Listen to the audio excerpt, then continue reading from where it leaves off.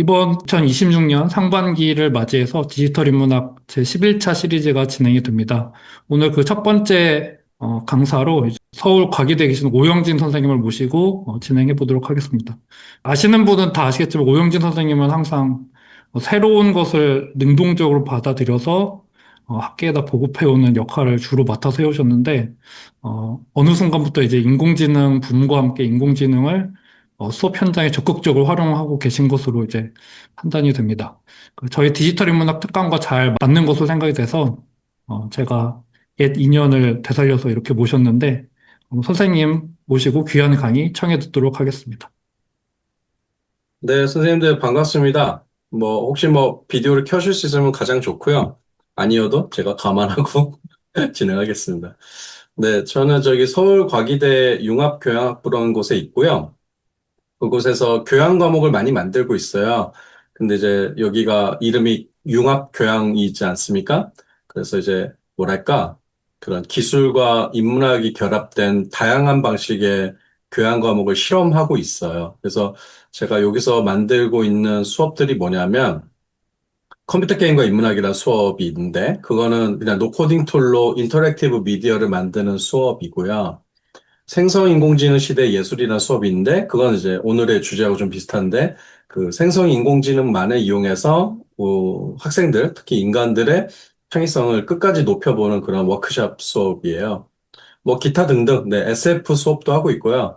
그래서 좀 다양한 수업들을 하고 있는 듯 보이지만, 또 한편으로는 비슷한 얘기들이에요. 뭐냐면, 기술을 어떤 특정한 쓸모, 어떤 효용성, 그리고 생산성에만 이렇게 복무하게 하지 말고 뭔가 엉뚱함이라든지 영리한 어떤 인간의 행위에 연결을 해보자. 그래서 우선은 저는 그렇게 복잡한 테크놀로지를 사용하지 않으려고 노력을 합니다. 가급적이면 학생 레벨에서 그리고 일반인의 레벨에서 이 기술을 잘 활용하고 동시에 뭔가 이렇게 영악하게 쓴다고 제가 표현하는데 영악하게 쓰는 방법에 대해서 같이 연구를 해보는 편입니다. 네. 아무튼 일찍이 이제 제가 생성인공지능으로 좀 이런저런 이제 워크숍을 좀 많이 한 편인데요. 제가 공유 화면부터 먼저 조금 연결해 볼게요. 네. 네, 지금 화면이 잘 보이시죠? 네네. 이게 이제 오늘 제가 준비한 PPT 자료들이긴 한데, 제 소개를 조금 더 드릴게요. 네. 여하간 현재는 과기대에 있지만, 동시에 이제 연세대학교에서는 미디어 아트과에 이제 객원으로 들어가 있어요. 좀 특이하죠. 제가 원래 국문과 나왔는데, 문학 쪽에서는 사실은 별반 활동도 없고 불러주지도 않고 네. 그런데 이제 오히려 이런 약간 현대미술 쪽에서는 좀 이제 작업을 좀 한 편입니다. 그래서 일전에 이제 이런 AI 공포 라디오 쇼라는 그런 그 쇼를 한번 제가 연출한 적이 있고요. 그게 22년 8월 달이었고 초안 버전은 5월 달이었었는데 아시겠지만 챗 GPT가 등장한 거는 이제 22년 11월 말이죠. 네, 그래서 그 전부터 GPT-3에 대한 관심이 꽤 있었고 그런 걸로 워크숍도 하고 이렇게 공부하다가 엉뚱한 쓸모가 뭐가 있을까? 이 기술로. 그때 생각했던 건 이제 더워지니까 기계를 가운데다 두고 그런 괴담을 같이 만들고 낭독하는 그런 재미난 쇼면 재밌겠다 이런 생각을 해서 이때 이런 쇼를 만들어 봤죠. 그러니까 약간 엔터테인먼트지만 동시에 약간 실험적인 그런 퍼포먼스? 네, 그런 거라고 보시면 돼요. 그래서 요때 그 프랑켄슈타인의 네, 그 마지막 구조를 다 바꿔가지고 다른 결말을 끌어내는데 성공했고 A4로 한 4장 정도의 분량이 나왔었습니다. 마지막 다른 내용들이. 그래서 둘이 이제 서로 화해하는 그런 얘기로 끝난 느낌을 했는데 당시에 관객들이 굉장히 신기했었어요. 왜냐면 GPT란 걸 처음 봤고 어떻게 이렇게 자연어를 즉각적으로 연상을 해내지? 이런 것들이 이제 상당히 그 경이의 대상이었던 것 같습니다. 아무튼 그랬고요. 그 이후에는 요런 거 했어요. 챗 GPT 워라고 해서, 라이브로만 실제로 생성인공지능 이용해서 관객들하고 소통하는 쇼예요. 그래서 요런 구성이에요. 이제 지금 아티스트 3명이죠. 한 명은 이제 제가 가운데에 있는 연출자이자 스토리 프롬프터고, 옆쪽은 이제 저기 이미지 프롬프터 그리고 사운드 프롬프터 이렇게 이제 각각 맡아주신 교수님들이 계신데요. 이렇게 컴퓨터 2대씩 총 6대와 그리고 각종 그런 상업용 생성인공지능 서비스, 그리고 관객 120명이 리얼로 만나서 아무것도 결정하지 않은 채로 그 자리에서 즉흥적으로 이야기를 계속 뻗어나가게 하는 그런 쇼였어요. 어, 뭐, 나쁘진 않았습니다. 이때 AI 타임즈에서 한번 저 취재했었고, 어떻게 진행했는지는 거기 되게 자세하게 나와 있는데, 대략 얘기하자면, 이날 이야기가 어떤 장르일지, 첫 장면이 어떻게 될지 아무것도 정하지 않았어요. 아무것도 안 정했고, 오로지 관객의 변수, 관객이 던지는 말 한마디, 거기에서 근거를 얻어서, 이제 이때는 챗GPT는 안 썼고 AI 던전이라는 걸 썼는데요. AI 던전이 이제 첫 장면을 만들어내면은 거기에 맞춰서 우리 프롬프터가 또 한마디 좀 얹고, 그리고 관객이 한마디 얹고, 또 기계가 얻는 식으로 어떻게 보면 사망이 릴레이 소설을 계속 쓰는 그런 이제 형국으로 만들어졌죠. 그러니까 누구 하나 자기의 뜻대로 이야기를 만들 수가 없어요. 왜냐하면 다음 턴에서 다른 사람이 다른 식으로 끌고 가거든요.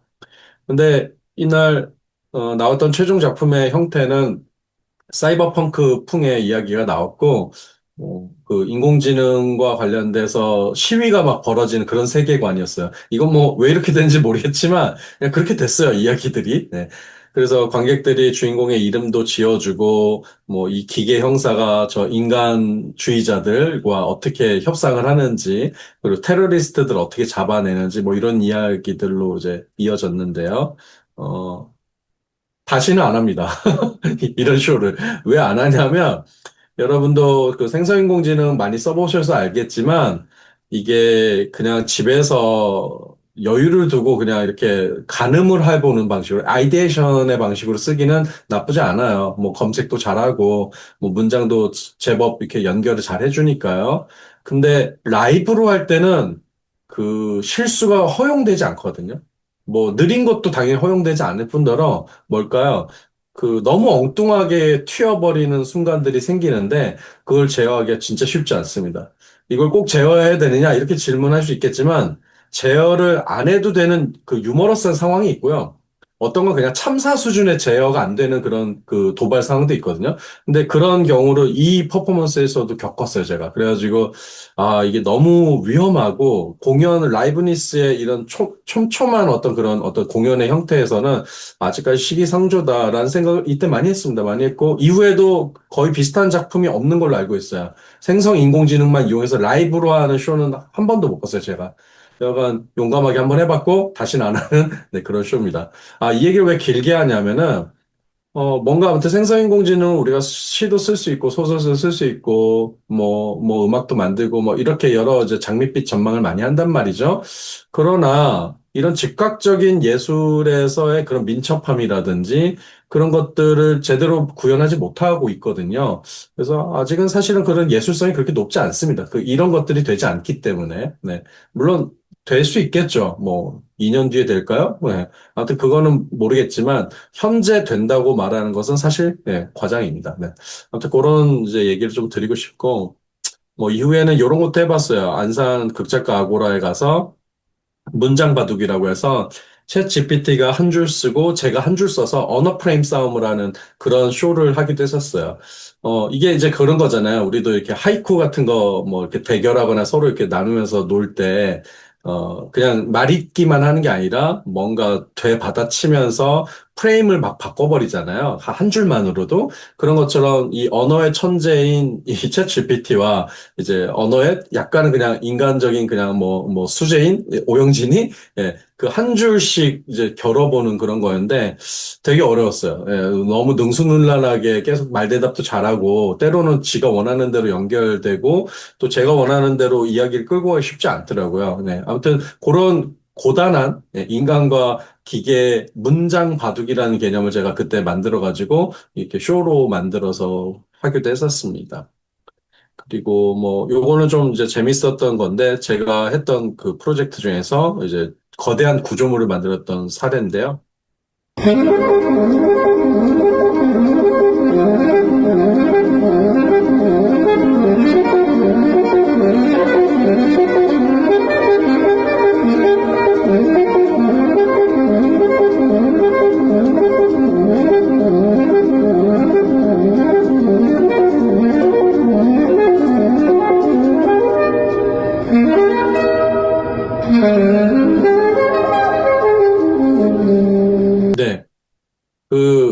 요 쇼의 이제 핵심은 저기 아주 거대한 저 미디어 월을 만들어내고요. 그리고 양쪽에 단말기를 하나 설치했고, 챗GPT API를 이용해서 이제 사전 코딩도 좀 해놓고 또 사전 프롬프트도 집어넣어서 관객들이 계속해서 이야기를 쓰도록 만드는 프로그램이었어요.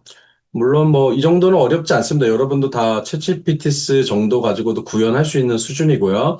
다만 조금 노하우를 알려드리면 제가 문학을 전공하지 않았습니까? 문학을 전공했기 때문에 기본적으로 스토리텔링의 구조나 공학에 대해서 조금 잘 아는 편입니다.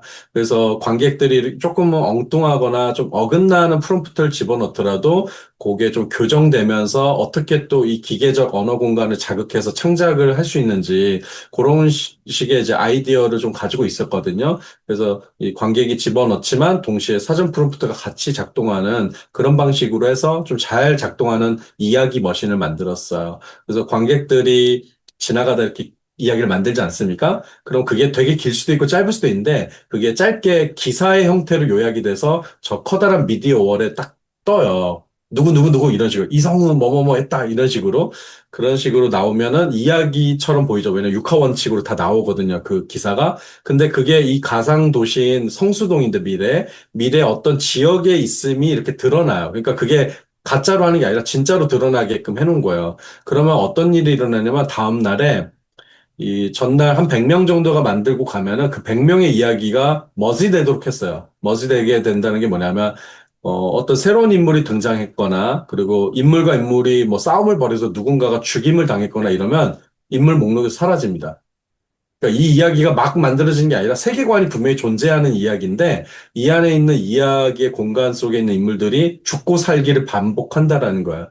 그래서 전날 만들었던 그런 이야기의 이 기계의 창작이죠. 인간과 기계. 그 생산품이 이제 다음 날 계속 영향을 주도록 만드는 환류 시스템이 있어요. 그게 좀 독특한 거죠. 다른 거하고 비교하게.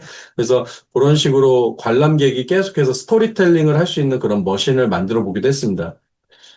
여간 뭐 저도 이것저것 많이 해본 편이죠. 챗 GPT 그냥 뭐 워크숍만 한 게 아니라 이런 챗 GPT를 이용한 각종 쇼, 워크숍, 그리고 약간의 이런 기계적 장치까지도 이제 디자인하고 이제 연출해 본 건데요. 그리고 뭐 이런 수업도 되게 오래 했고요. 저 같은 경우는 인공지능만 이용해서 15주짜리 수업을 지금까지 한 8번 해본 것 같습니다. 8학기를 해본 것 같아요. 그러니까 되게 많이 해본 거예요. 왜냐하면 챗GPT로 한 3주, 4주 특강하는 건 할 수 있어요. 저도 그건 어느 정도 가능하다고 봅니다. 1, 2회는 당연히 쉽고요. 근데 15주를 어떤 그 규칙과 성적을 매기는 방식으로 연결하기가 쉽지 않습니다. 근데 약간 저도 계속해서 수업을 내용을 변화시키면서 여기까지 왔는데요. 이런 책도 간단하게 조그맣게 썼고요. 네. 근데, 근데 결론이 있어요. 이렇게까지 길게 얘기하는 이유가 저는 챗 GPT나 이런 생성 인공지능을 이런 교육의 방식에서 주요한 툴이나 심지어 이제 어떤 그 하나의 주제로 다루면 안 된다고 최근에 결론을 좀 내려봤습니다. 잠정적으로. 좀 모순이죠. 한참 전부터 챗 GPT로 어떤 의미에서 재미를 본 사람이고, 뭐 그런 워크숍도 만들어서 약간 전도사 같이 이제 계속해서 워크숍 했는데도 제가 오히려 이제 지금 내리는 결론은 쓰면 안 되겠다라고 하는 그런 결론이 온 거거든요. 오늘은 사실 그 얘기를 하려고 하는 거예요. 그래서 뭐 디지털 인문학이라든지 이런 것들을 이제 계속 이렇게 해오신 한림과학을 입장에서는 저 사람 뭐야, 왜 과학기술 얘기를 안 하고 안티 과학기술 얘기를 하지? 이런 생각을 하실 수 있지만 이것도 과학기술입니다. 이런 얘기를 하는 그 도달하게 된 그 결론 자체가. 그래서 그런 담론이라고 보시면 좋을 것 같아요. 요런 단편소설 혹시 읽어보셨나요? 네, 되게 재밌는데, 오늘 제가 할 얘기를 사실 되게 압축적으로 잘 보여주고 있는 우화 같은 단편소설인데요. 로얄드 달이라고 아시죠? 그 마틸다라는 뮤지컬인데, 그거의 원작자이기도 하고, 미국에 아주 유명한, 네, 단편소설, 혹은 소설가죠. 이 양반이 이제 1953년에 낸 소설이 위대한 자동문법 계산기라는 소설이에요. 이 소설의 내용은 뭐냐면, 이 당시가 사실 실제 그 자동 계산기 있잖아요. 전자 계산기. 요거의 초안이 나왔던 시기였어요. 그러니까 요때 그런 걸 이렇게 아이디어를 얻었던 것 같아요. 그래서 만약에 영문법이란 것도 이렇게 전자 계산기처럼 계산이 된다면 소설을 계산할 수도 있겠네? 이런 아이디어를 가져온 거죠. 이 소설 자체가. 그래서 많은 사람들이 되게 인용을 많이 해요, 요즘. 왜냐면 챗 GPT 시대에 예견을 한 그런 어떤 작품이다. 이렇게 얘기를 하고 있고요. 근데 아무튼 이 당시에 요 작품의 내용이 뭐냐면 매년 그 잡지에 소설을 내면 낙방하는 그 소설가가 있었어요. 이 소설가는 어떤 재능이 없는 거죠. 아무리 내도 뭐 재미가 없는 거죠. 그 편집장 눈에 안 들어오니까. 그러다가 어느 날 전자계산기가 가능하다는 걸 본 거예요, 뉴스를. 이렇게 해서 수학적인 게 이렇게 해서 이렇게 연산적으로 이렇게 할 수 있다. 컴퓨터라는 게 있다. 뭐 이런 걸 이제 보더니, 그렇다면 영문법도 어느 정도 일종의 규칙하에 움직이는 건데, 만약 문법도 이렇게 계산이 된다면 가능한 거 아니야? 하면서 이제 그 장기 기억이라고 하죠. 이런 어떤 그 텍스트가 계속해서 기억되고, 그 다음에 기억돼서 또 이렇게 확률을 연결하는 그런 장기 기억이 가능한 어떤 장치를 고안하게 돼요. 근데 이 작품에서 그게 뭔지 제대로 설명하진 않아요. 그냥 있다 이렇게 얘기하죠. 그래서 결국은 그 소설가가 무명 소설가가 소설 자판기를 만드는데 성공합니다. 그래서 이제 묘사가 되자면은 온갖 종류의 수백 개의 그 버튼이 있대요. 마치 항공기처럼. 그래서 로맨스 버튼을 누르고 뭐 이렇게 노브를 돌려가지고 뭐 열정을 한 30% 출력을 올리고 그리고 뭐 급진적인 뭐 키스 뭐 이런 것들을 누르면은 이제 갑자기 이제 로맨스 이야기가 출력되는 것이죠. 그래서 그런 식으로 이제 계산이 되는 소설 머신을 만들어서 재미를 꽤 봅니다. 그래서 잡지사에 계속해서 투고하고 원고를 받아내고 근데 그 다음에 생각했던 거는 매점 매석을 해야겠다고 생각한 거예요, 이 양반이. 그래서, 온갖 종류의 그 노인이 된 명 작가들. 그러니까 젊었을 때는 좋은 작가였지만 지금은 기력이 딸려서 더 이상 작품이 생산이 안 되는 사람들한테 찾아가서 우리 소설가님 이름 좀 빌려주십시오. 이름만 빌려주시면 제가 반을 드리겠습니다 해가지고 소설로 그 이름을 따가지고 이제 투고하고 혹은 뭐 이게 의뢰를 받아가지고 생산하고 이제 절반만 주고 절반 또 자기가 먹는 그런 사업을 합니다. 대단하죠? 그래서 급기야 나중에 거의 시장에 있는 모든 소설이 이 자동 문법 계산기에서 나오는 얘기예요. 그래서 이 소설들이 다 자동 생산되는 시스템이 되는데 문제는 이제 여기인데 주인공이 보기에도 아니, 주인공이 아니라기보다 그 소설가가 보기에도 재미가 이제 없어진 거예요. 왜냐면 나올 만한 이야기가 다 나왔고 비슷비슷해지고 있고 소재가 더 이상 발굴되지 않고 있는 거죠. 왜냐면 어차피 이것도 다 어떤 그 확률적 규칙 같은 거를 가져온 거잖아요. 그죠? 어떤 과거의 그 데이터에 의거한. 그러니까 새로운 소재는 없는 것이에요. 그래서 이 사람이 생각한 사업 아이디어는 젊은 작가를 착취해야 되겠다. 그러니까 가난하고 그러나 무한한 상상력이 있고 욕망과 결핍이 있고 그래서 뭔가 과거와는 다른 소재를 가지고 쓸 수 있는 사람들하고 계약을 하기 시작하죠. 그래서 그들의 소설을 얻고 아니면 그들의 아이디어를 이 기계와 함께 이제 생산되도록 하거든요. 그리고 당연히 자기가 다 관리 감독하죠. 그래서 마지막 장면이 뭐냐면은 한 젊은 이게 소설가가 자기 아이도 있어요. 이렇게 굶고 있고 애들이 막 나만 보고 있는 거 똘망똘망. 근데 그 친구들을 보면서 자식 앞에서 이 계약서 앞에 사인을 할까 말까 이렇게 망설이면서 끝나는 소설이에요. 상당히 재밌고 지금 챗 GPT가 만들어낸 우리 사회를 거의 한 3년간 시뮬레이션 한 그런 느낌입니다. 여하간 우리가 지금 생성인공지능을 굉장히 편하게 잘 쓰고 있지만, 이제 거의 새롭게 학습할 게 없다라고도 얘기하죠. 그 새롭게 학습하려면 뭐 기계가 만들어 놓은 걸 또 학습하게 한다던가, 아니면 또 과거에는 이제 디지털라이즈가 안 됐던 그런 원문들을 찾아서 이제 학습을 해야 되는데, 이제 고갈돼 가고 있죠. 그래서 기계가 만든 걸 기계가 먹게끔 하는 상황까지 온 거죠. 이럴 때 결국은 인간이 만들어낸 이 패턴 머신을 과거에 대한 모든 착취가 일어나는 장소로 볼 수도 있겠고요. 그리고 이제 자라나는, 이제 등장하는 새로운 작가들, 아니면 뭐 새로운 크리에이터들, 우리도 뭐 연구자니까, 연구자들조차도 이 패턴 머신을 이용해서 뭐예요? 평균적인 과거의 값을 이용해서 만들고 있잖아요, 현재를. 그럴 때 과연 그것이 새로울 수 있는가? 점점 더 평균화되고 평범해지고 있지 않는가? 그럴 때 결국은 이런 과거의, 아니, 과거 아니라 젊은 세대의 그 무엇을 착취해야 되는 상황에 온 거죠. 예. 그들이 이 생성인공지능을 사용하는 뭐 굉장히 주체적인 존재가 아니라 사실 그들에게 줄 먹이를 생산하는 그런 존재로 어떻게 보면 이렇게 격화되고 있는 그런 모습일 수도 있거든요. 우리의 현재 모습이.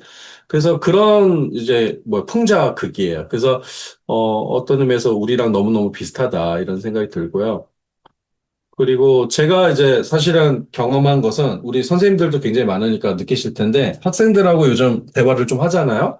그러면 즉각적이고 뭐 이렇게 민첩한 그런 대답이 좀 어려워한다는 생각을 제가 많이 했습니다. 그리고 조금만 기다려 보라고 해놓고서는 갑자기 핸드폰 꺼내고 뭐 챗GPT든 뭐든 약간 생성인공지능 같은 것들 많이 이용해서 저하고 답변할 이야기를 그 자리에서 연산하고 있거든요.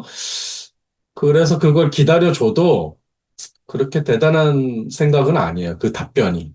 뭐, 그 되게 평범한 거야. 그러니까 뭐, 이렇게 좀 또릿또릿하죠. 이게 이 주변이. 그러나 사실 자기 생각이 아니라 외주화된 이 생각이고, 이 기계를 없애거나 기계가 없이는 이렇게 되게 화려하게 즉각적인 그런 대답들이 어렵다라는 거. 이게 이제 점점 더 우리가 우리의 지능을 이제 외부화한다라는 증거거든요. 그리고 동시에 위험한 증거죠. 왜냐면 스스로 생각할 힘을 잃어버린다는 건 뭘까요? 이 기계가 없을 때가 있거든요, 분명히. 어느, 그, 몇 개월 전에도 한번 챗GPT나 저희 클로드 멈춘 적 있었거든요? 기말고사 즈음에? 작년에? 난리가 났었습니다. 전국에 있는 대학생들이. 그러니까 이게 믿을 만하지 않은 거죠. 안정성도 없고. 그리고 가장 큰 문제는 그렇게 해서 만들어진 어떤 작업들이 그리 대단하지 않다라는 겁니다. 그리 독창적이지 않다라는 겁니다. 우리가 보통 지금까지의 교육이라는 게 그래도 평균을 하자. 그래서 뭔가 상식을 알고 주어 서술어 제대로 맞는 문장을 쓰는 그런 인간을 만들자. 뭐 이런 게 사실 교육의 목적이다 보니까 생성인공지능으로 만들어서 뭘 제출했을 때 나빠 보이진 않습니다. 어찌됐건 상식적이니까요. 그러나 모든 이가 이걸 다 쓰고 있단 말이죠. 그러면 지금 사실은 이 완벽한 조악함은 일종의 결함 같은 겁니다. 제가 보기엔. 좀 어색한 말이잖아요. 완벽함과 조악함이 결합되어 있는데 지금 사실 생성인공지능이 만들어내는 게 완벽한 조악함이에요. 되게 완벽해 보이지만 사실 한편은 조악한 그 퀄리티를 가지고 있거든요. 그래서 이 완벽한 조악함의 세대가 지금 열리고 있고 이거를 굳이 선생들이 권장해서 가속화할 필요는 없다라는 생각이 드는 거예요. 그리고 오히려 이런 시대에 완벽한 조악함으로 넘어가지 않기 위해서 우리는 무엇을 할 수 있을까? 좀 그런 근원적인 질문을 더 교육적으로 해야 되지 않을까라는 생각이 들어요. 아무튼 그런 생각도 좀 있고요. 그리고 실제로 제가 사실은 아직도 포기하지 않고 생성인공지능의 시대 예술이라는 수업을 하고 있어요. 하고 있고, 여기서는 어찌됐건 뭐 리얼 인간의 경험도 중요하지만 생성이 만들어내는 그런 연산적 힘을 이용해서 최대한 창의성을 끌어내는 워크숍을 계속 하고 있는데요. 사실 지금까지 하고 있었어요. 좀 전까지도 하고 있었는데, 지금 가장 크게 제가 이번 학기 느끼는 문제점은 학생들의 욕망이 좀 점점 더 없어지고 있는 게 가장 문제입니다. 욕망이라도 있으면 손재주가 없어도 그리고 뭐 글재주가 없어도 이 재주를 최대한 기계가 부리도록 하고 이 욕망에 맞춰서 그것들을 연산 보관하면 나쁘지 않거든요, 그건. 근데 문제는 챗GPT에도 물어봐요. 나 뭐 좋아해? 라고 물어봐요. 그게 제일 문제예요. 뭘 만들자고 하는데 만들고 싶은 욕망은 제가 만들어줄 수가 없어요. 생각보다 선생님이 그거 쉽지 않습니다. 근데 내가 뭘 좋아해? 내가 뭘 좋아해야 돼? 라고 하는 자문자답을 기계와 함께 하고 있는데 그게 건강해 보이지 않았어요. 예. 아무튼 그런 상황까지 와 있어요. 그래서 지금은 아무리 기계가 잘 나고 기계를 잘 사용할 수 있는 방법이 생겨도 인간 자신이 무엇을 만들고 싶은지 그 기준도 없고 취향도 없는 상황이 왔다라는 거. 그조차도 기계한테 또 외주화해서 또 물어본다는 거. 그래서 이런 게 지금 교육 현장의 문제로 전 드러나고 있다고 생각해요. 그래서 사실 교육부나 이런 곳에서는 지금 AI 기반의 교육 시스템 어떻게 만들 것이냐, 뭐 교육 정책 어떻게 할 것이냐, 그리고 뭐 교수들은 또 AI 기반으로 어떻게 패러다임 쉬프트 할 거냐, 이런 질문을 하는데, 교육을 직접 해봐야 돼요. 이런 탁상 하기 전에 현장의 이런 모습을 보고 굉장히 무력할 수밖에 없는 상황을 겪어봐야 된다고 생각합니다. 정말 무력했었어요. 왜냐면 욕망조차도 왜 좋아하면은 제가 어찌할 바가 없어요. 이 학생들 앞에서. 챗GPT를 잘 쓰는 방법을 아무리 프롬프팅 뭐 엔지니어링이든 뭐 새로운 뭐 그런 예시든 뭐 아니면 정말 리얼한 손으로 뭘 만들어서 쓰는 그 노 AI 경험을 설계하든 다 좋은데 욕망 자체가 지금 계속해서 뭐 이제 사라지는 이런 상황에서는 정말 교육 자체가 무화되는 그런 느낌을 받습니다. 네. 아무튼 돌아와서요. 약간 푸념 같은 거기도 하지만 동시에 저는 좀 이렇게 직감하고 있다. 그래서 우리 선생님들은 어떻게, 네, 이게 고민하고 계신지도 궁금합니다. 네. 네, 근데 여기까지 얘기해버리면 갑자기 저거 이제 와가지고 그냥 노 AI 해야 합니다. 이렇게 말한 거에 불과하잖아요. 그쵸? 안티 인공지능 정도의 수준의 얘기를 한 건데, 뭐, 저는 이런 생각을 한편에 있으면서도 동시에 이 생성 인공지능을 이용해서 과연 인간이 가질 수 있는 어떤 능력을 개방할 수 있을까? 여전히 여기에 대해서 욕망이 있어요, 저 자신은. 분명히 찾을 수 있다고 생각하는 욕망이 있어요. 그러니까 양가적이라고 지금 양쪽이. 한쪽은 안 된다고 생각하고 있고요. 이성적으로. 한쪽은 그럼에도 불구하고 저 자동 문법 계산기는 너무 아름답지 않는가? 네. 그런 생각도 하고 있어요. 근데 아무튼 그런 것들을 위해서 이제 제가 좀 이렇게 조사도 많이 하고 공부도 하는 편인데, 요 혹시 이 사진 보셨나요? 뭐 기억이 아니라 보셨나요, 혹시? 아, 안 보셨군요. 네, 요거 뭐 많이 유통된 이미지 중에 하나인데, 도메스틱 데이터 스트리머스라는 기업이 있는데요. 이 기업은 난민들의 정신치료를 도와주는 기업이에요. 그러니까 일종의 약간 의료 기업에 가까운데요. 이들이 하는 그 작업이 뭐냐면 생성 인공지능을 이용해서 자아가 붕괴된 사람에게 일종의 자아의 이미지를 강화시키는 그런 심리 워크숍을 하는 기업이에요. 왜 이런 일이 필요하냐면, 지금 요 이거 사진에 한해서 얘기하면, 마리아라는 친구가 있는데, 이 친구가 그 시리아 난민이거든요. 근데 이제 정치적인 박해 때문에 이제 도망친 거예요. 그리고 뭐 전쟁도 났고요, 나라가. 지금은 시리아 안정돼 가고 있죠. 네. 아무튼 요 시기에 이제 자기 아버지가 정치범이었는데, 아빠를 볼 수 있는 방법이 뭐냐면, 인근의 높은 아파트에서 저렇게 내려다 보면은 그 교도소에서도 이렇게 가끔 운동하잖아요. 운동할 때 나오는 아버지를 볼 수가 있었대요. 그 교도소 보이나 봐요. 위에서 아래로 보면은. 근데 거기에 자기 집이 아니야. 그래가지고 남의 집에 가서 우리 아빠 좀 보게 베란다 좀 빌려주세요라고 했던 기억이 있는 거예요. 이 마리아가. 그래서 자기가 그 베란다에 앉아서 아빠를 보는 장면을 생성 인공지능으로 생성한 겁니다. 그럼 왜 생성으로 해야 되냐면 그 당시에 기억이 없어요. 이거 제대로 된 어떤 그런 선명한 기억이 없고요. 사진도 당연히 없고요. 뭐 아무튼 고향을 떠나왔으니까 이 유년 시절에 변변치 않은 그런 사진들밖에 없는 거죠.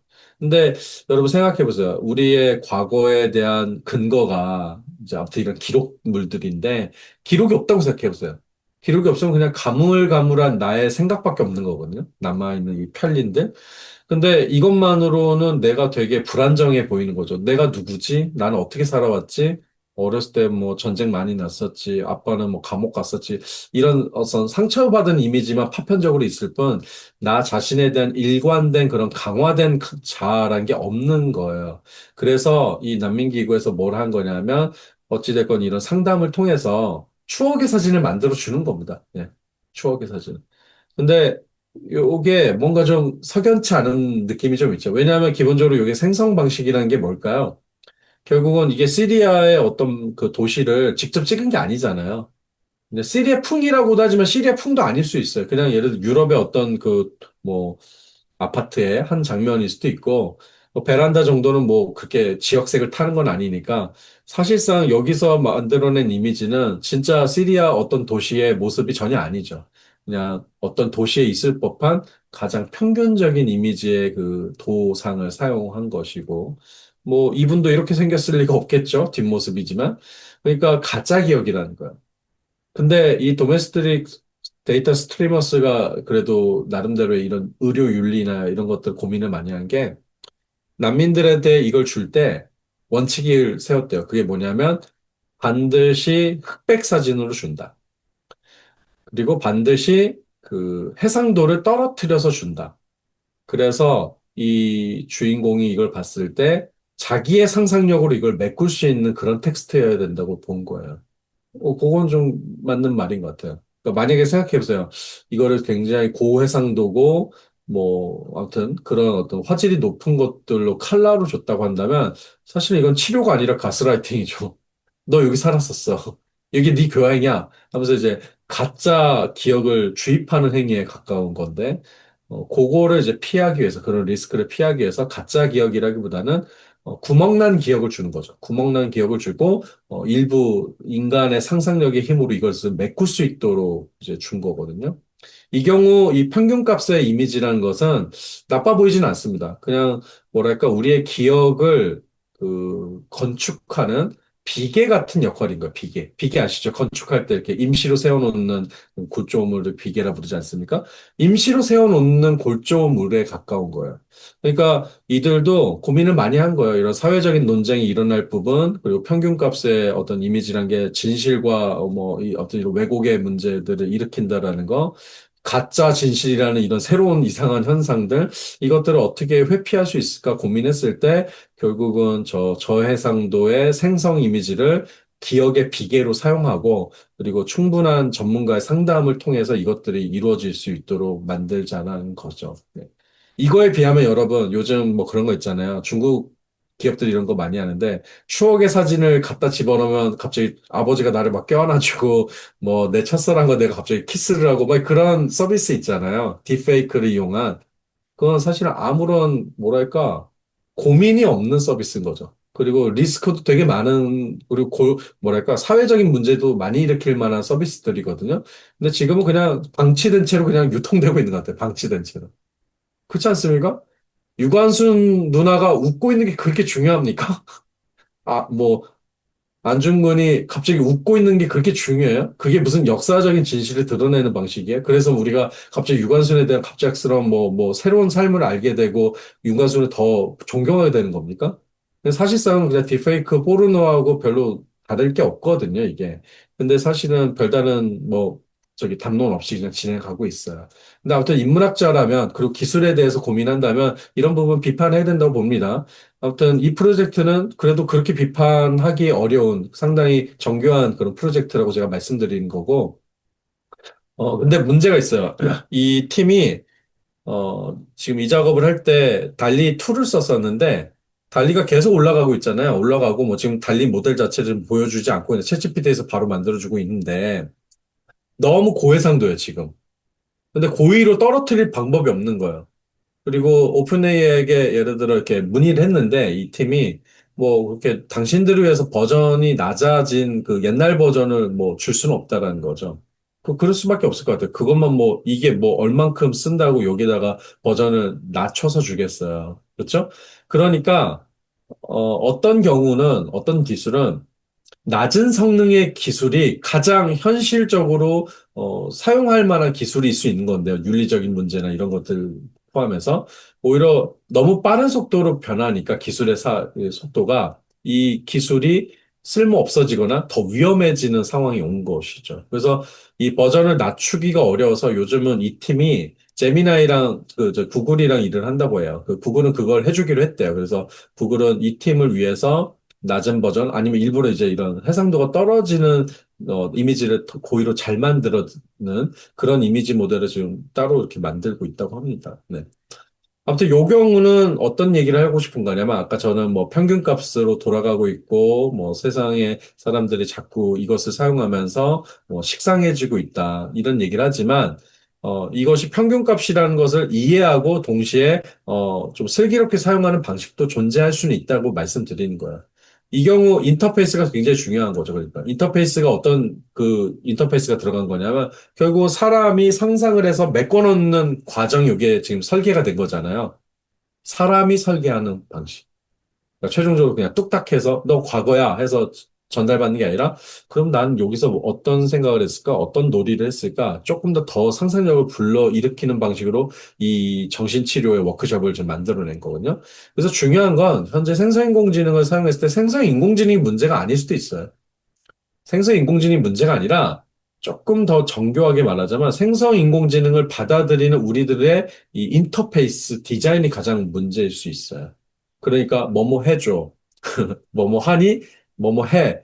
이런 식으로 이제 채팅으로 즉답하고 즉석에서 이제 일을 시키는 이 과정을 계속 경험하지 않습니까? 근데 채팅이 전부 다는 아니에요. 아시겠지만 이 기술의 여러 소스들을 이용해서 다른 방식으로 앱을 설계할 수 있어요. 근데 우리가 보편적으로 지금 경험하는 것은 뭐뭐 해줘. 그러니까 막 되게 딸깍 할 수 있는 이 경험이거든요. 이 경험이 독소라는 거야, 독소. 이 경험이 누적되면 나 뭐 좋아해?까지 가는 거야. 나 뭐 좋아해? 이렇게. 그러면 그 경험은 저는 긍정하기가 쉽지 않다고 생각합니다.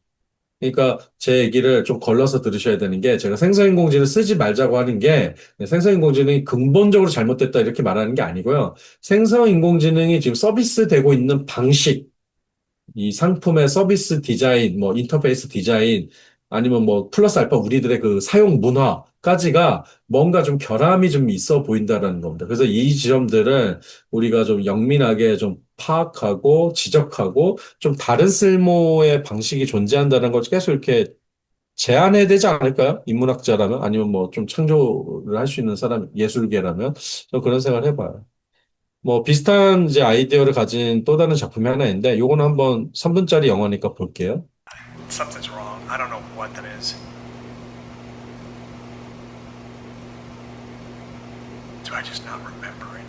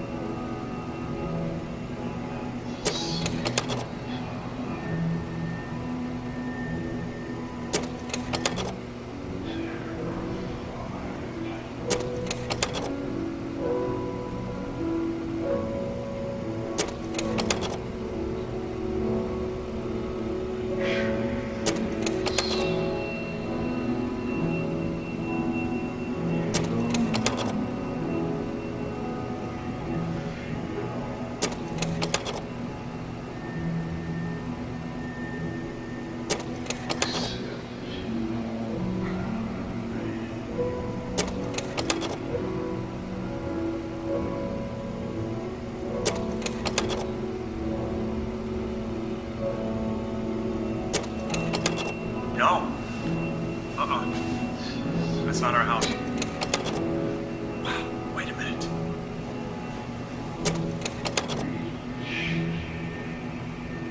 That's our house.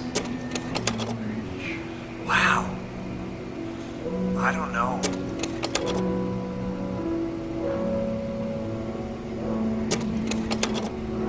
Something's wrong. I don't know what that is. Do I just not remember it? 네, 잘 보셨나요? 재밌죠? 이 작품은 2023년 런웨이 인공지능 페스티벌에서 입상을 한 샘 로튼 감독의 익스펜디드 차일드후드라는 작품입니다. 뭐 저랑은 개인적으로 좀 잘 아는 사이가 됐고요. 왜냐면 제가 이후에 이 작품이 너무 괜찮아가지고 한국에 좀 초대를 했었거든요. 그래서 이야기도 좀 많이 나누고 했는데 굉장히 젊은 감독이고요. 현재 구글 크리에이티브 랩의 연구원으로도 있어요. 그래서 이런 기술을 또 되게 잘 다루면서도 비판적인 창제작을 되게 잘하는 사람 중에 하나입니다. 근데 요때 이제 런웨이 영화제라고 아시죠? 그 젠2 모델 만들었던 텍스트 투 비디오 기술을 만드는 회사잖아요. 이 영화제가 세계 최초의 인공지능 영화제인데요. 여기서 상을 받았다는 건 어찌됐건 좀 굉장히 좀 기민하게 이제 작품을 만들었다는 뜻이기도 하고요. 지금 여기서 보이고 있는 이런 작품들 있잖아요. 이게 뭡니까? 딱 봐도. 아웃페인팅 한 거죠, 아웃페인팅. 아웃페인팅이 뭐예요? 어떤 자기가 실제로 가지고 있는 이미지가 있는데 그 이미지 바깥의 프레임을 이제 아웃페인팅 하는 거죠. 그러니까 확률적으로 연결해서 이제 만들어 가는 거죠. 그래서 이런 작업들이 가능한 거죠. 자기의 유년 시절을 완전히 다른 모습으로 이제 확장하는 이런 이제 작업들이 가능한 건데요. 어, 근데 좀 재미난 거는 이제 이런 건데, 예를 들어, 삐에로 어디였죠? 삐에로. 삐에로. 얘로가 앞에 있었나 보다. 음. 요 친구들 뒤에 보면 새로 확장돼서 만들어진 거잖아요. 근데 만약에 존재하지 않았던 친구들이라면 얼마나 무서운 일입니까, 이게. 그렇지 않습니까? 원래 이게 예를 들어 요게 실제 사진이잖아요, 요게. 그렇죠? 요게 실제 사진인데 요 유년 시절을 확률적으로 이제 확장 보관해 보니까 이렇게 생긴 거잖아요. 근데 여기 보면 눈, 코, 입도 좀 이상하고 얘는 또 뭐 유령 같기도 하고 그러니까 우리 시대의 새로운 괴담은 이런 방식으로 만들어질 것 같아요. 옛날에 우리 사진에서도 이런 괴담이 있었던 거 알죠? 이중 노출됐을 때 다리가 잘려 있는 뭐 옆반 친구가 막 찍혀 있고 그래서 왜 우리 반에 없는 애가 여기에 찍혀 있지? 그 졸업 앨범 괴담 같은 거 꽤 있었잖아요. 우리 세대에서는. 근데 이제는 이런 식으로 뭔가 확률적으로 연장된 세계가 우리가 익숙한 세계이기도 하지만 동시에 낯선 세계이기 때문에 이것들이 주는 기괴함이라는 게 존재하죠. 그래서 그 기괴함의 시대가 열릴 거라고 생각을 해요. 네. 근데 만약에 지금은 이게 23년도 작품이기 때문에 요 아웃페인팅이 어설프잖아요. 지금 눈코입이 엉성해서 확실히 이것은 아웃페인팅 된 거고 이거는 아니야라는 게 확실하게 드러나지만 만약에 뭐 지금도 좀 굉장히 잘하는데 아예 구분이 안 간다면 어떻게 될까요? 정말 더 무서운 시대죠. 네, 더 무서운 시대. 내가 누구인지를 계속해서 끊임없이 의심해야 되는 시대가 열리기도 하는 거거든요. 네. 아무튼 샘 로튼이 이제 이런 작업을 한 이유는 인간의 기억력이란 게 되게 별번칙, 뭐야, 무슨 표현을 써야 되지? 아무튼 뭐 별거 없잖아요. 근데 우리도 과거를 한번 떠올려 보라 그러면은 묘사함은 그렇게 길게 못 할걸요? 그냥 그때 엄마랑 있었는데 뭐 파란색 옷 입었나? 뭐 이 정도면 대단한 거고 옷에 대한 뭐 색깔 이미지 묘사하겠습니까? 그냥 정말 가물가물한 상태죠. 근데 거기서 아웃페인팅 해봐. 너 그럼 옆에 누가 있었어? 그때? 이거 누구도 대답 못한다, 제가 보기엔. 글쎄, 뭐 누가 있었겠지? 뭐 할로윈 복장을 한 다른 친구가 있지 않았을까? 그냥 자기도 뭐냐면 자기도 확률적으로 연결하는 거야. 우리의 가물가물한 기억력도 잘 보면은, 개연성이라는 이름 하에 확률적으로 연결하고 있는 거거든요. 근데 그거에 비하면, 예를 들어 미국인의 중산층의 모습들을 한 수백만 장을 공부한 챗 GPT는 얼마나 진실을 말하는 겁니까? 그에 비하면. 그게 확률적으로 이렇게 살았을 거라니까 너네 습속이? 이런 걸 얘기를 해주고 있는 거잖아요, 지금. 할로윈이라는 건 이런 거다라는 걸 보여주고 있잖아요, 이 기계가. 그래서 사실은 진실과 거짓, 이런 것들이 구분하기 쉽지 않아요. 인간 자신도, 완전하지 않기 때문입니다. 아무튼 이 작품이 얘기하는 바는 어떤 결론을 내리는 것보다 그냥 이런 시대가 열렸다는 걸 보여주는 작품이에요. 그래서 확률적인 어떤 그 기억이란 게 무엇인가, 그리고 과연 우리는 이런 시대에 무엇을 진실로 믿을 것인가, 이런 질문을 하는 거죠. 네. 근데 재미난 것은 샘 로튼 감독이 실제로 요 작업을 할 때, 그냥 하진 않았고, 보시면 알겠지만, 저한테도 얘기를 해줬는데, 한 컷을 만드는데 100장 정도를 생성했대요. 100장. 그냥 아웃페인팅을 한번 딸깍한 게 아니라, 100장 정도의 후보를 만들어내고, 그 안에서 자기의 기억에 가장 가까운 것을 골라낸 것이죠.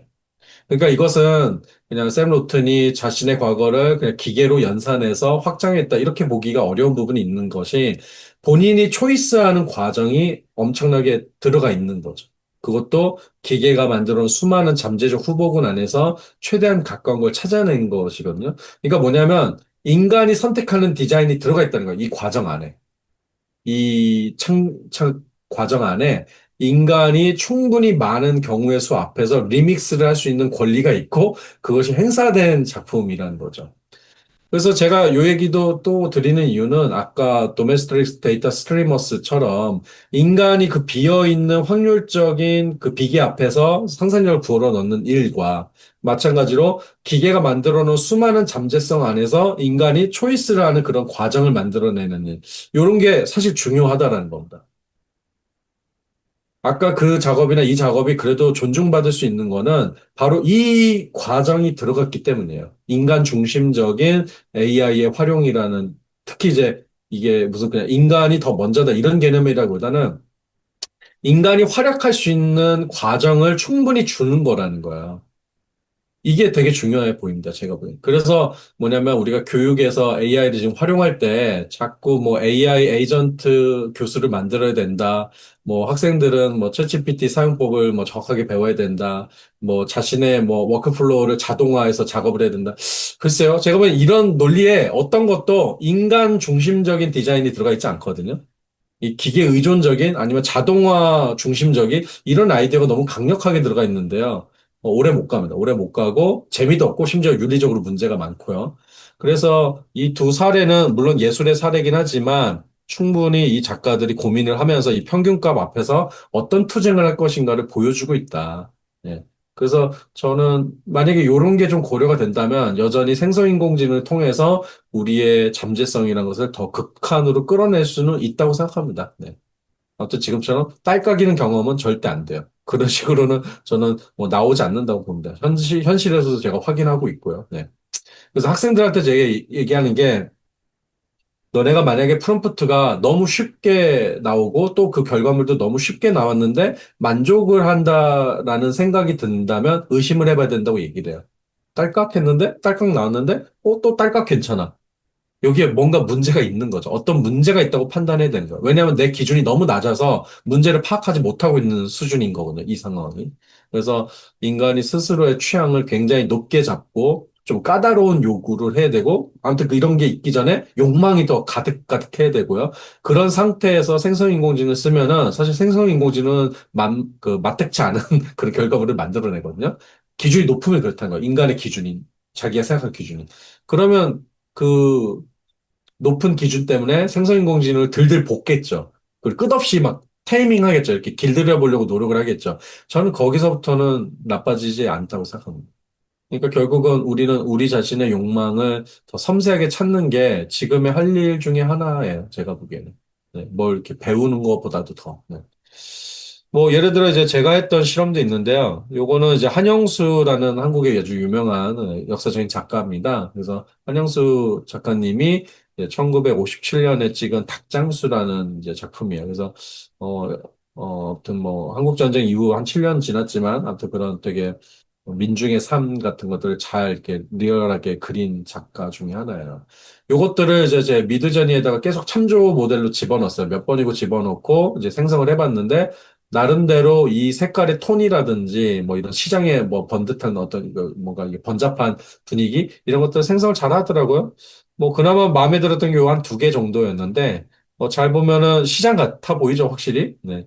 요런 시장 같아 보이잖아요. 예, 흉내를 낸 거예요, 지금 기계가. 근데 또 자세히 보면 어때요? 이 말도 안 됩니다, 지금 이게 생긴 게.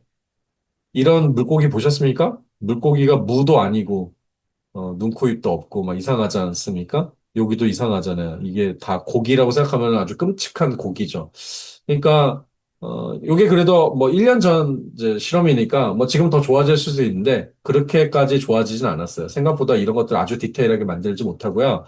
그냥 하는 척 하는 거죠. 여기 노인인 척 그리고 생선인 척 그리고 시장인 척 그리는 그림들이에요.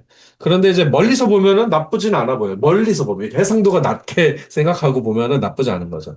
여하간 이걸 이제 제가 아웃페인팅 해보기로 했어요. 아까 그 사람들처럼 작업을 아웃페인팅을 했더니 여기서 요게 최초 이제 제가 골라낸 이미지였는데 여기 보세요. 이거 뭐 한자입니까? 한글입니까? 뭐 일본어입니까? 아무것도 아니잖아요. 그러니까 글씨를 이해를 못하는 거죠. 글씨의 패턴을 가지고 이제 글씨를 이제 생성하려고 하다 보니까 명확하지가 않은 거고, 현재도 여러분 뭐 제미나이나 이런 거 쓰면 한글 표현이 좀 꽤 되는 편이긴 하지만 결정적으로 이상하게 될 때가 많아요. 그래서 PPT로 쓰기가 쉽지 않습니다. 그러니까 누구나 노트북 LM이든 제미나이로 PPT를 똑 해서 만들 수는 있지만 아무튼 이 발표해 보시면 알아요. 결정적으로 이상한 한글을 만들어내고 이래가지고 항상 이렇게 불편하죠. 아무튼 아직까지 그런데 요때는 더 엉망진창이어서 이렇게 말도 안 되는 한자를 만들어내기도 했었어요. 네.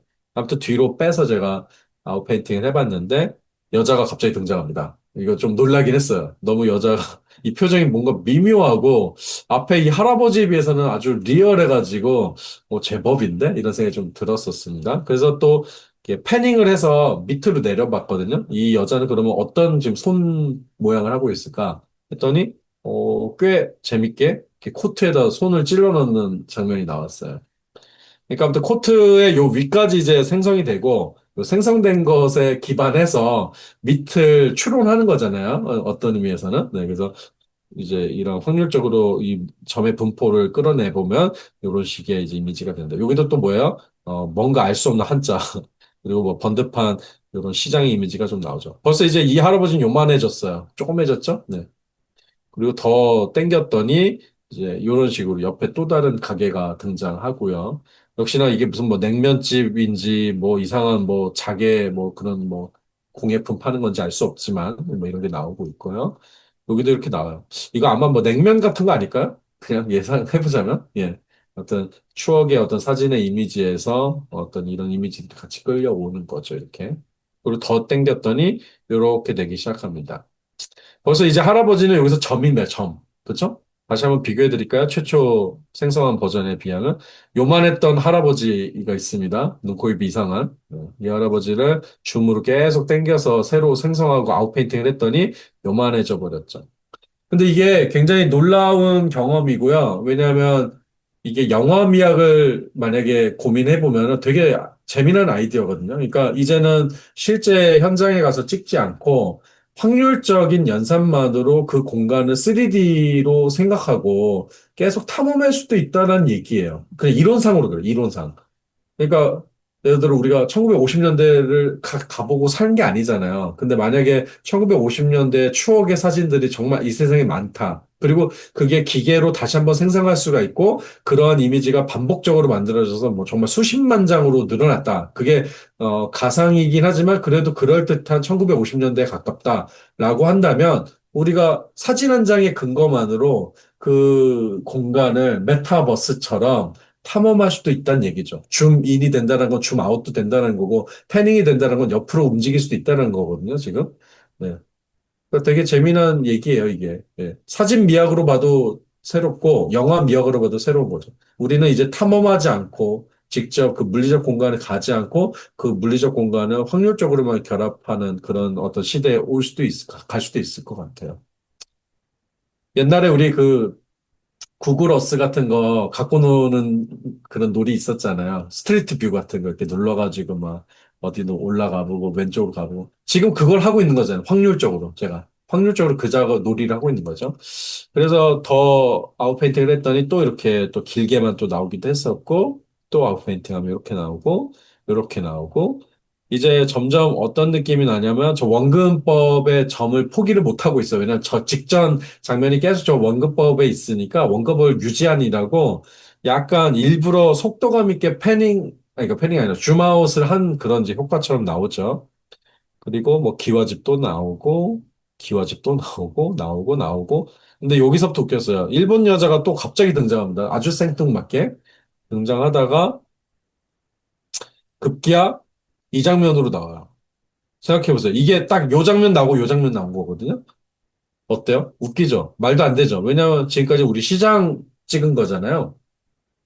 근데 시장을 찍었던 요 이미지가 원근법이 강조되고 그 소실점이 강조되면서 스피디한 어떤 이미지를 가지게 된 거예요. 스피디한 그 일종의 특성을 가지는 그 사진들에. 그랬더니 갑자기 지하철이 아니라 기차역으로 바뀐 겁니다. 기차 속으로 변한 거야. 그러니까 이 기계 입장에서는 이렇게 스피디한 어떤 샷은 대부분 뭔가 빠른 탈 것이나 이런 데서 등장하는 거니까 그런 이미지로 쉽게 이제 연결한 거죠. 이 사례가 보여주고 있는 가장 큰 뭐 아무튼 뭐 재미난 점은 역시 생성인공지능은 물리 세계를 하나도 모르는구나. 인간한테 상상하라 그러면 절대 이렇게 상상하지는 않죠. 계속 시장이 있다, 옆에 또 할아버지가 있다, 뭐 새로운 뭐 장수가 있다, 뭐 이런 식으로 계속해서 인물 만들고 또 시장에 또 꼬불꼬불한 길을 만들고 이럴 거예요, 아마. 근데 현재 버전의 이제 이 이미지 제너레이터는 직전 이미지의 점의 분포를 보고 다음 이미지의 점의 분포를 연결할 뿐이에요. 그러다 보니까 처음 장면의 그 이제 소실점을 포기를 못 하다 보니까 어느 순간 붕괴된 거죠. 예, 시장이 붕괴된 거죠. 시장의 이미지가 붕괴되고 갑자기 지하철이 나오게 됩니다. 그리고 더 땡기면 뭐 그냥 이런 이미지가 나왔어. 갑자기 이제 기차관이 됐어요. 예, 플랫폼이 된 거예요. 플랫폼 이렇게. 심지어 이렇게 됐어요. 이렇게. 요게 최종적인 이미지고 그래서 한번 이렇게 비교를 해서 보여드릴게요. 이렇게.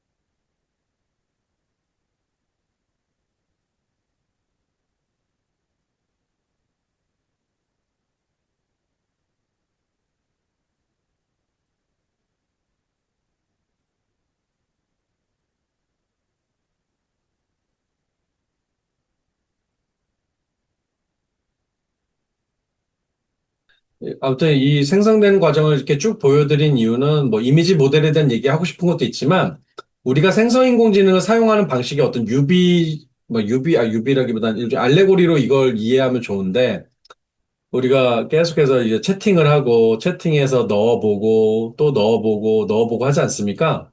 어느 순간에 같은 말이 반복된다라는 생각이 들 때가 있어요. 그리고 한 말 또 하고 길게만 얘기할 때도 있고요. 그리고 내가 요청하는 것을 계속 오염시키는 방식으로 어긋나게 생성되기도 하고요.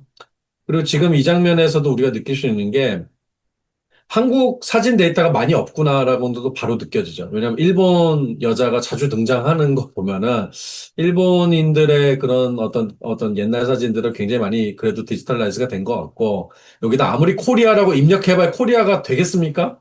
코리아 사진이 없는데? 예.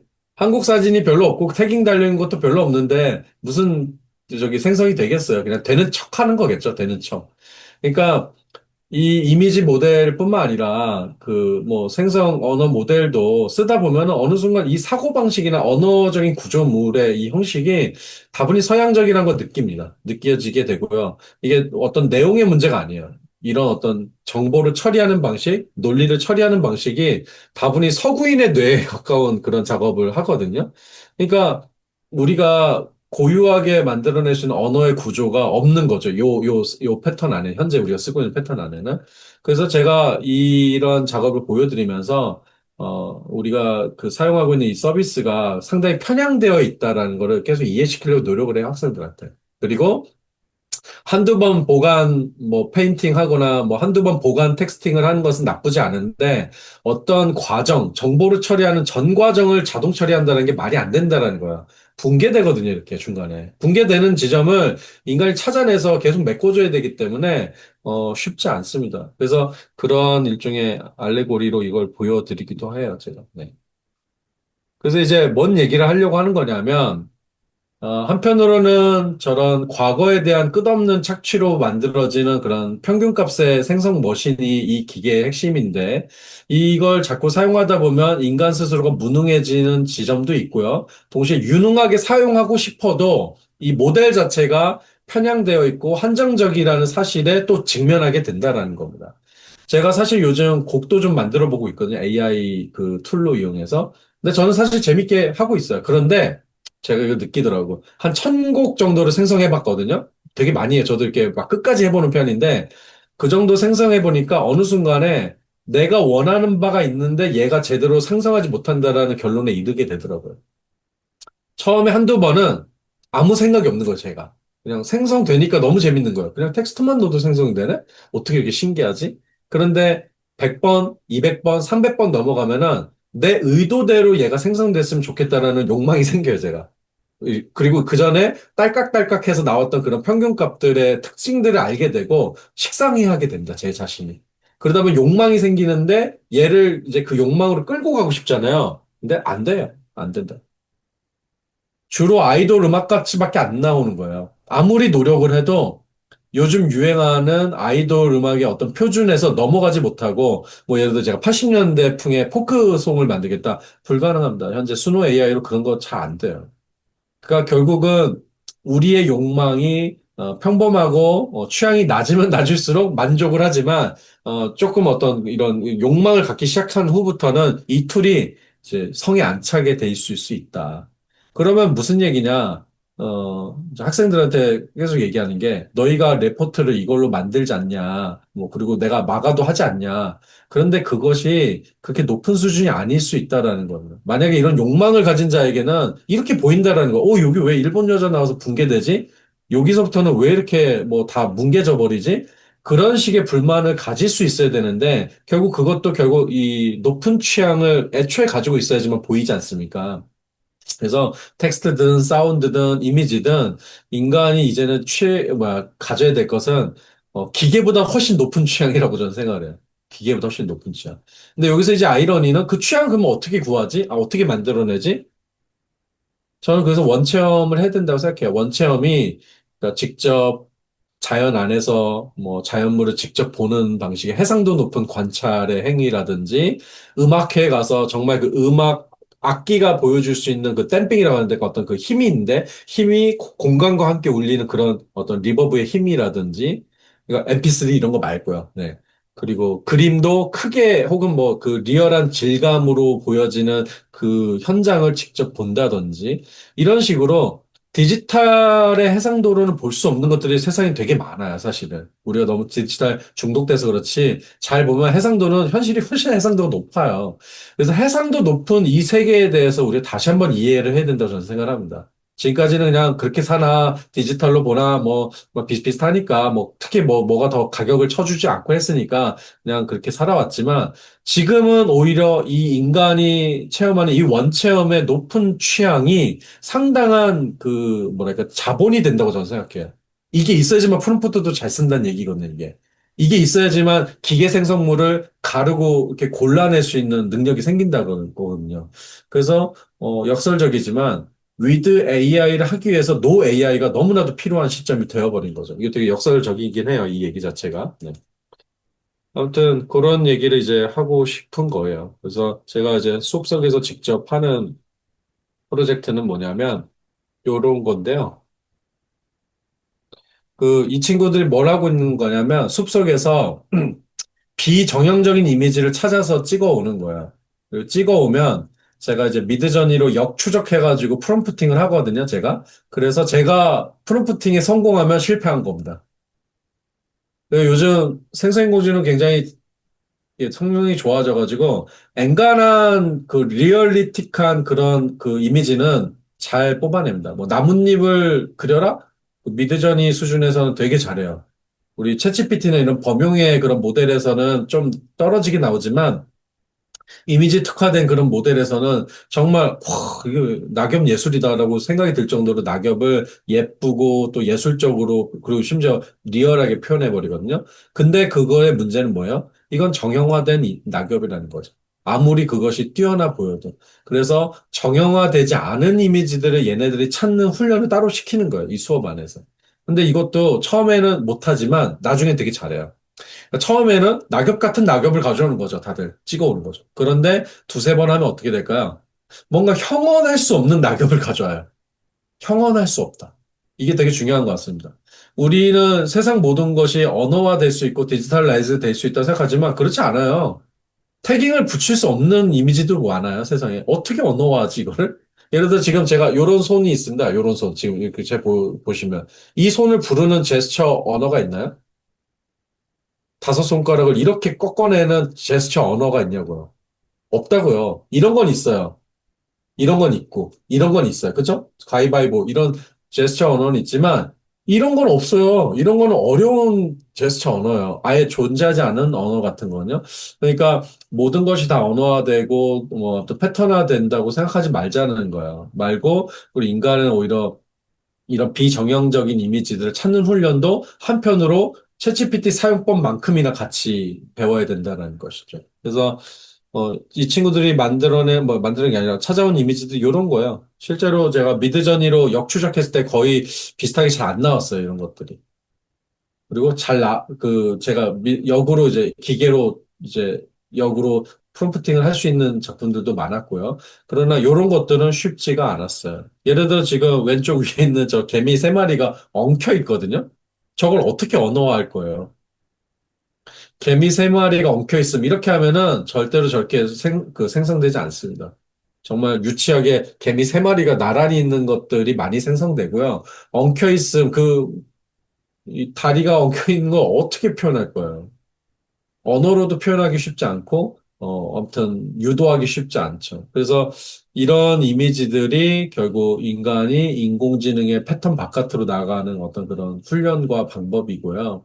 이런 것들을 통해서 이제, 포획되지 않는 인간으로서 존재하고, 그리고 그런 존재가 되어야지만 이 기계를 좀 더 뭐랄까 평등하게 쓸 수 있다고나 할까요? 너무 이렇게, 기계한테 힘이 몰리면서 쓰지 않게 대등하게 쓰지 않을까 그런 생각을 해봅니다.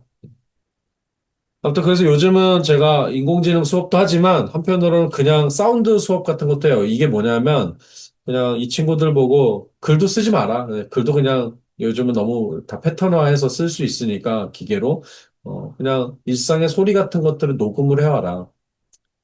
수노 같은 모델을 사용하면은 음악은 만들어낼 수 있지만 소음은 만들기 쉽지 않습니다. 소음을 만들기 쉽지 않아요. 패턴화되지 않기 때문에.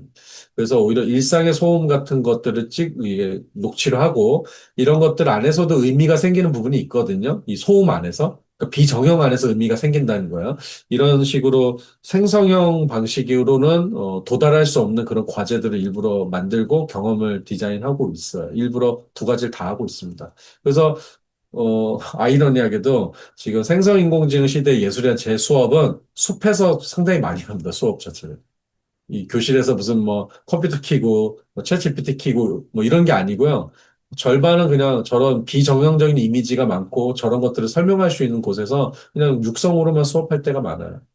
왜? 오히려 프롬프팅을 잘하기 위해서 오히려 그렇게 한다는 겁니다. 그래서, 요즘 뭐 저도 AI 뭐 활용한 교육안 같은 거 만들려고 하는 그런 뭐 커뮤니티가 좀 많거든요. 커뮤니티에 가서 이렇게 발언도 하고 있는데 제가 이제 노 AI를 강조하고 위드 AI를 강조해야 된다고 말하면 벌써 표정들이 별로 안 좋으셔요.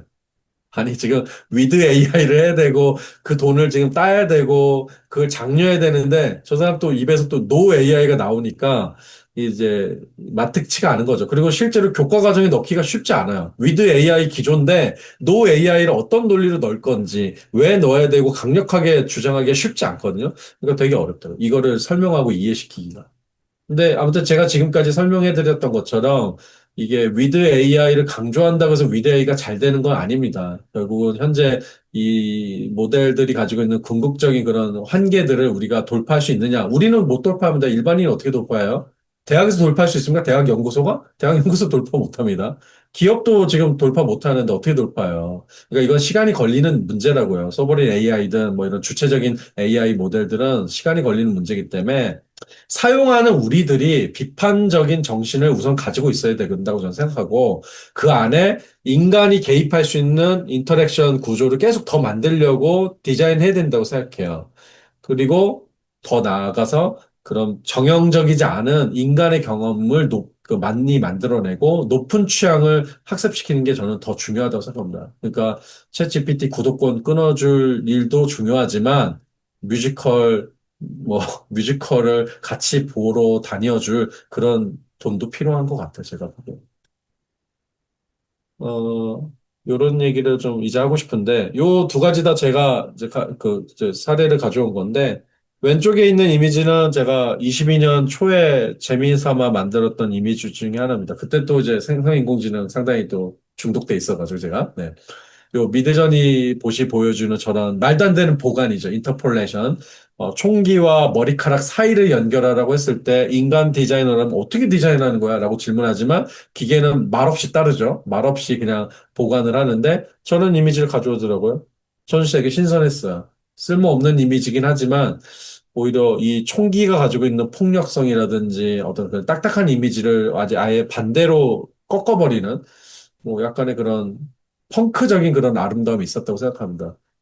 재밌지 않습니까? 신선해지잖아요. 어떤 사물에 대한 인식 자체가. 그러니까 생성인공지능으로도 신선함을 만들 수는 있어요. 근데 그게 세상에 존재하지 않는 거를 찾아내는 그런 게 아니라 이미 있는 것들 사이에서 우리가 보지 않았던 걸 찾아내는 능력이 가까워요. 그러니까 제너레이션의 발견이라기보다는 인터폴레이션의 발견이라는 거야. 중간을 찾아내는 거거든요.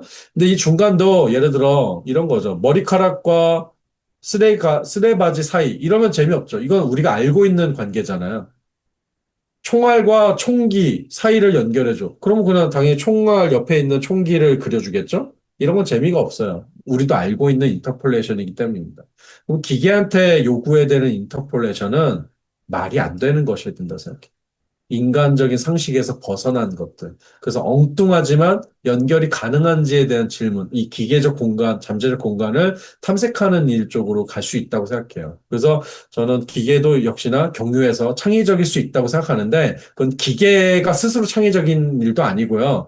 그렇다고 기계가 만들어내는 게 창조적이다라고 인정해서가 아니고요.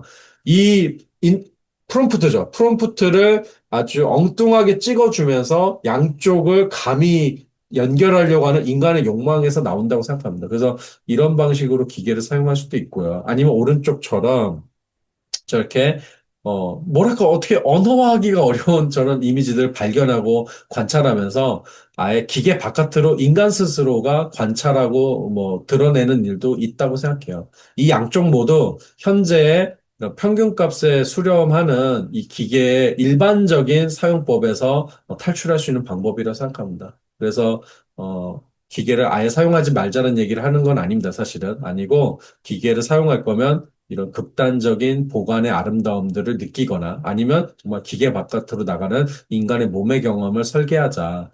이렇게 말씀드리고 싶어요. 아무튼 저도 수업을 지금 계속 하고 있으면서 갈팡질팡 하고 있는 편입니다. 아무튼 제 고민이기도 하고 현재 결론은 양쪽의 방법론을 모두 다 갖고 가자라고 말씀드리고 싶어요. 네.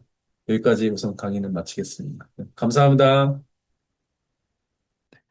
오늘 귀한 강의 해주셔서 대단히 감사하다는 인사 드리고요. 오늘 서울 과기대에서 오신 이제 오영진 선생님 강의 모시고 이제 강의를 진행을 했습니다. 네.